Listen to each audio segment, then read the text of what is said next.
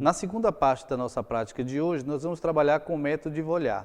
Então, nós já sabemos que o método de Voillard, diferente do método de Mohr e do método de Fajans, ele trata-se de um método de resta ou retorno. E no que consiste um método de resta ou retorno?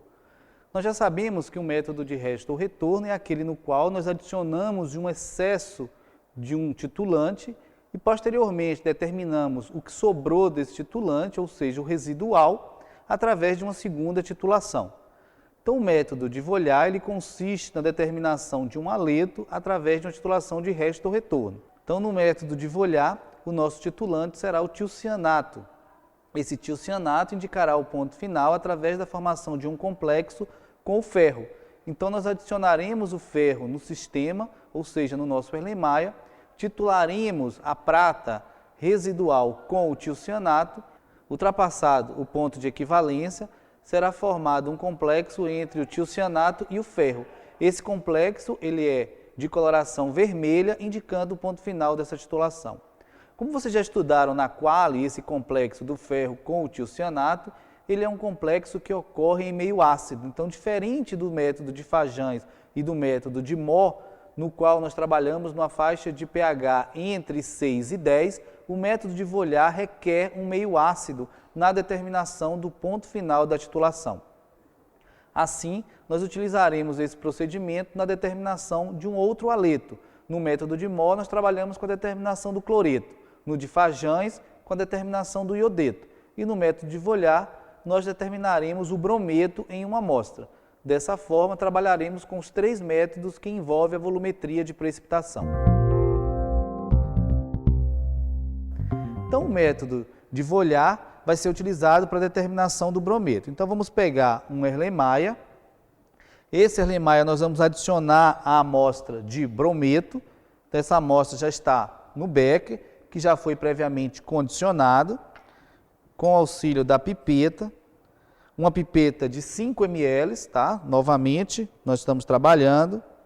Vamos condicionar essa pipeta com a solução de brometo. Tá? O becker já havia sido condicionado anteriormente. Vamos descartar esse material.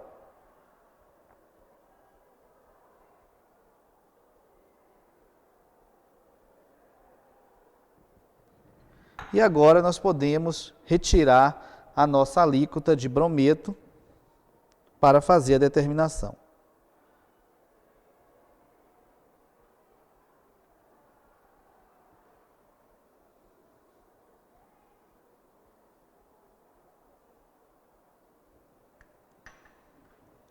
Enxugamos a ponta da pipeta, ajustamos o menisco, transferimos o material para o Erlenmeyer.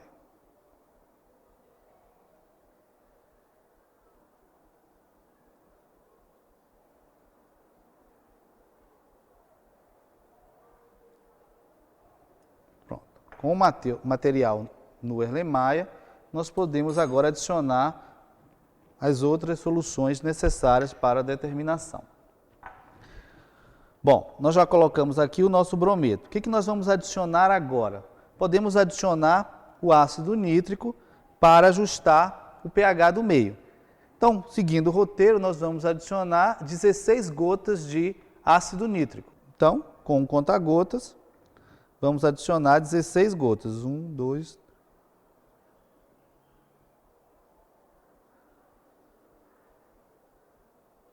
16 gotas de ácido nítrico. Temos que adicionar a água, 50 ml de água, vamos usar a nossa proveta para auxiliar no volume.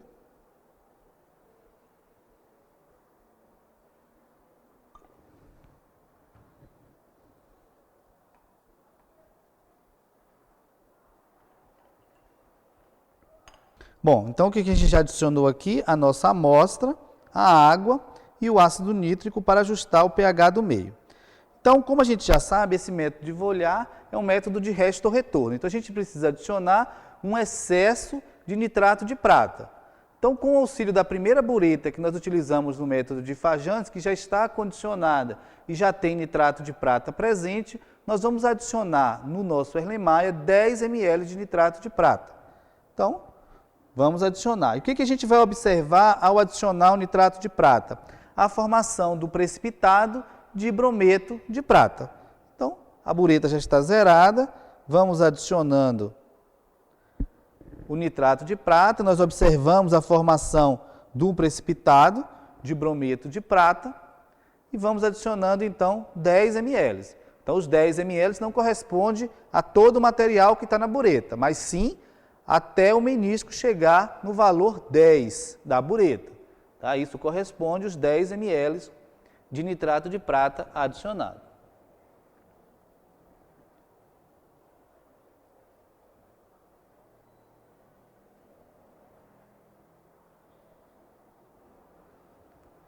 Adicionamos 10 ml, vamos pegar essa gotinha que ficou na ponta da bureta, agitamos para favorecer a formação do precipitado de brometo de prata. Professor, o que nós temos agora no nosso Erlenmeyer? Nós temos o brometo que reagiu com a prata, então nós temos brometo ainda? Não, porque todo o brometo que nós adicionamos da nossa amostra já reagiu com a prata que nós adicionamos com o auxílio da bureta, formando o brometo de prata. Então, nós temos o brometo de prata, só que sobrou prata, porque nós adicionamos prata em excesso. Então, nós precisamos determinar quanto de prata sobrou, ou seja, a prata residual. Se nós sabemos quanto nós adicionamos e sabemos quanto sobrou, logicamente, nós podemos, através de uma diferença entre número de mols, calcular o número de mols de prata que reagiu com o brometo presente na minha amostra.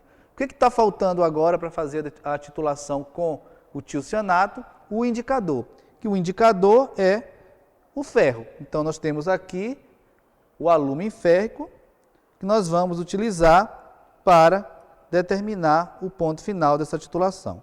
Então, vamos adicionar 2 gotas.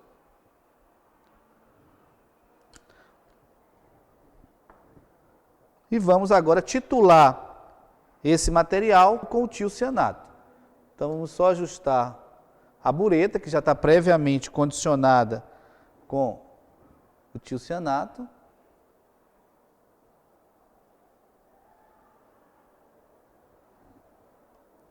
Ajustamos e vamos titular.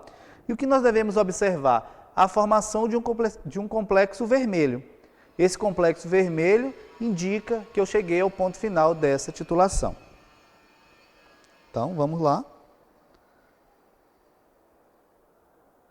Vamos adicionando gota a gota.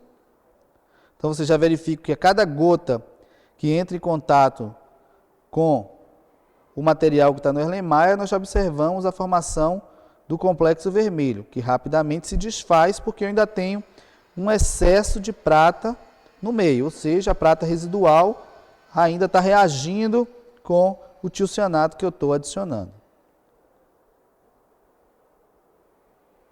Então, o ponto final vai ser alcançado quando essa coloração persistir no Erlenmeyer.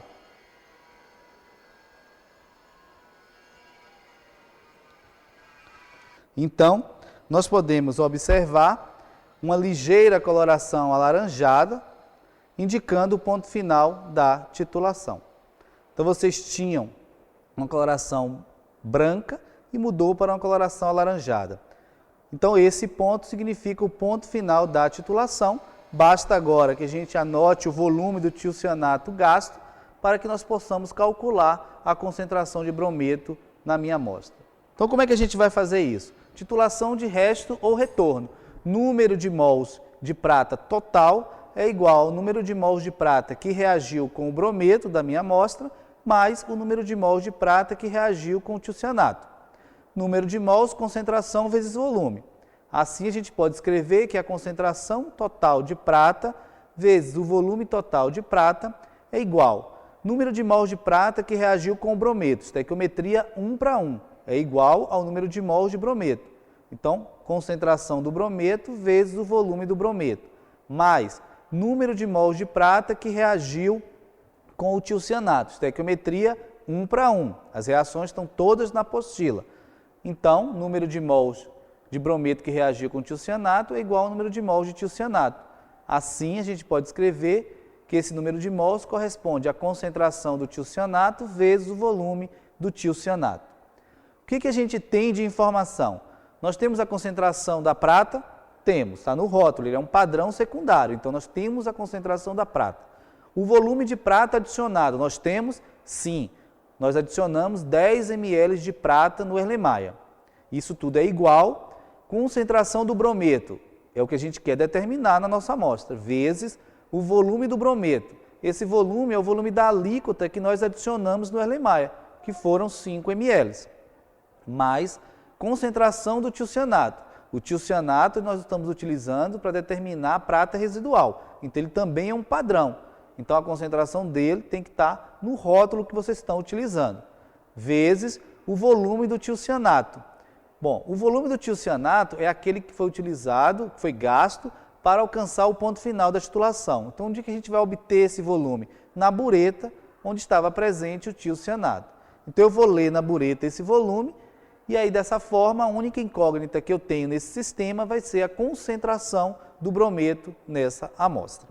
Então, observando o ponto final dessa titulação, o volume deu 6,81 ml. Então, esse é o volume de tiocianato gasto para titular o excesso, ou melhor, a prata residual que estava no Erlenmeyer após a reação da prata que nós adicionamos com a nossa amostra de brometo.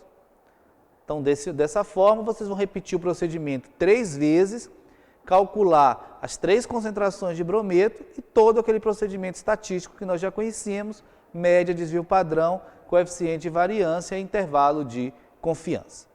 Dessa maneira, nós encerramos as nossas práticas de volumetria de precipitação e na próxima aula nós já começaremos a volumetria de complexação. Então, a primeira prova do curso vai corresponder até a volumetria de precipitação.